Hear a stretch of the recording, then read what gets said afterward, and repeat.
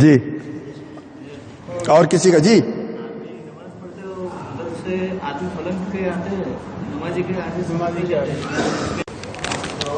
نمازی کے سامنے سے گزرنا یہ ہے مثلا یہ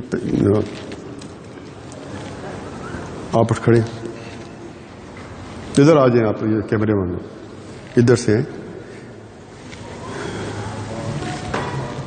پہلی بات تو یہ ہے نمازی کے سامنے سے گزرنے کا جو گناہ ہے، نبی صلی اللہ علیہ وسلم نے فرمایا کہ اگر اس کو پتہ چل جائے تو 40، وہ جو راوی تھے بھول گئے تھے، 40 دن کھڑا رہے، 40 ہفتے کھڑا رہے یا 40 سال کھڑا رہے، اگر اس کو پتہ چل جائے کہ سامنے سے گزرنا کتنا بڑا جو ہے وہ جرم. تو پہلی بات تو یہ ہے کہ جو نمازی ہے وہ بھی سامنے ستھرا رکھے، سامنے جو ستھرا کوئی بھی چیز رکھ لے، کرسی رکھ لے یا سائڈوں پہ. ہماری بہت ساری غلطی، ہم درمیان میں نماز شروع کر دیتے ہیں. اب بیچارے نمازی کسی نے جانا ہوتا ہے، کسی کو ضروری کام ہے، وہ کدھر سے جائے گا؟ تو سامنے ستھرا رکھنا چاہیے.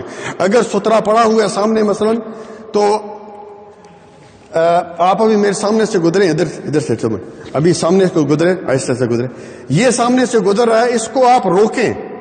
نبی صلی اللہ علیہ وسلم نے کہا، فرمایا کہ اس کا ہاتھ ایسا کھڑے کریں.